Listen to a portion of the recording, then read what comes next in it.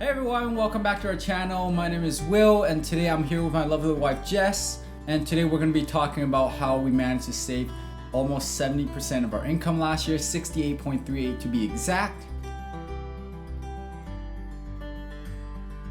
Yeah, so every month Will takes a look at all the income that we have coming into our house and then calculates how much money has gone out for all of our various expenses, and then uses that to calculate our percent saved each month, and then adds it up to figure out how much we've saved for the whole year. And if you guys haven't checked it out already yet, we were recently featured on Business Insider, and if you want to check it out, we'll drop in the description box below the link for it, and hope you guys enjoy this video. So let's start off by talking about how we managed to save almost 70% of our income. That's about the first thing that we do is, let's break down the different jobs that Jess and I have. First of all, I'm a police officer and Jess is a teacher, so we're not lawyers or doctors. We're middle class income earners. One thing that we're both able to do is we are willing to work hard. So for me, I'm able to work extra overtime shifts, which has helped me increase my income over the years with those overtime shifts. And for Jess, she actually has an online business selling beauty products. So that way, during the summer months when she's off teaching, she can also make some extra income on top of that. So because we have side hustles and the opportunity to work overtime, we're able to increase our income, which helps with the savings rate to increase it higher. That's one of the things that's helped us to save almost 70% of our income last year.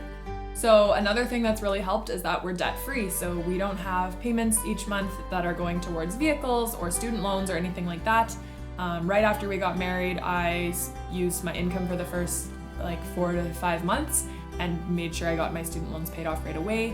We've paid off our truck recently, and we just have decided that we're not going into debt for anything else. Another thing that we do that really helps with our savings rate is we walk and bike to work. And for those of you that don't live close enough to work, maybe you can bus or take the transit.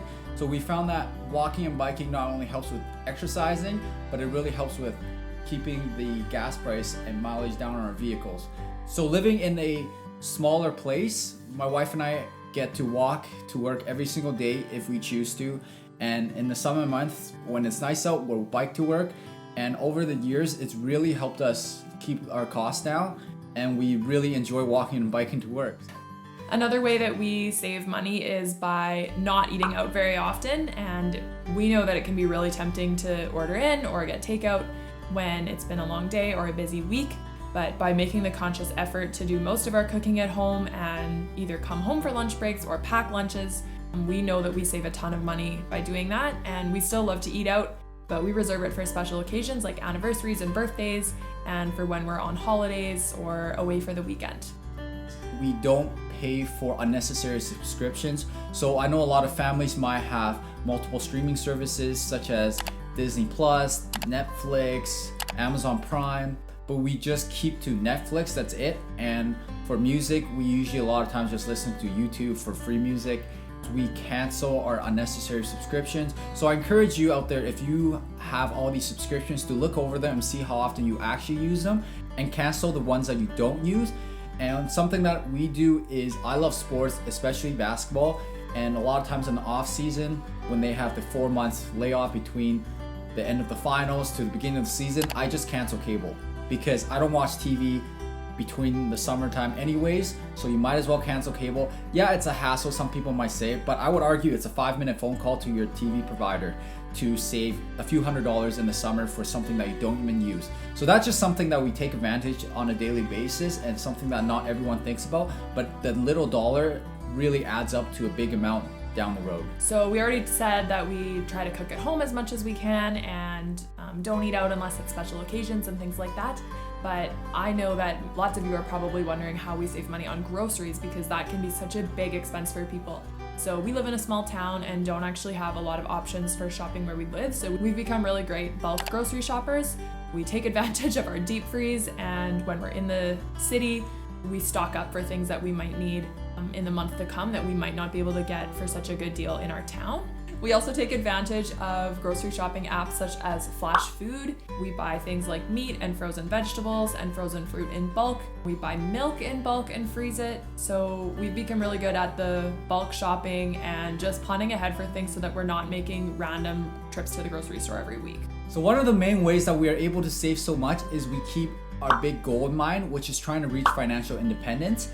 And that is something that Jess and I have been trying to achieve towards, and it's basically the concept of buying back time, which is the most valuable resource that anyone can get. And instead of working a 9 to 5 for the next 30, 40 years, we are trying to increase our investments. So the majority of our savings is actually going towards our investments, which in return is making interest for us down the road. And this way, hopefully we're able to live off our investments down the road. And so we keep this goal in mind, and we feel that in our 20s, yes, it's the time to enjoy life, and we do enjoy life. We still travel everywhere, but it's also the time to sacrifice a little bit and save. And by saving now and investing now, we are taking advantage of compound interest at a young age. And by the time we're 30, 40, 50 years old, hopefully by then compound interest has taken over and we are able to live off our investments completely. And finally, one of the last ways that we're able to save so much of our income every year is that we communicate with each other. So Will is naturally a saver and I'm naturally a spender, and you can let us know in the comments if you'd like us to do a video about what that's like sometime in the future. But we found that it's so important for us to just be communicating with each other about things that we're wanting to purchase, and just where our money's going every month. It keeps us on the same page and just allows us to work for our goals together. So those are the kind of the tips that helped us save almost 70% of our income last year. And I hope you guys learned a few things that can also help you guys save some money down the road. And yeah, saving can be the unpopular thing to do, or it could be something that you don't enjoy doing, but we really encourage you to go over your budget and increase your savings. And then this way down the road, 10 years down the road, your future self will be thanking you today. So thank you so much for watching our video. We hope you enjoyed it, and we would love it if you would subscribe and leave us a comment below and let us know what kind of videos you'd like to see in the future, and we'll do our best to get those up for you. Thanks again for watching, guys. Bye for now. Until next time.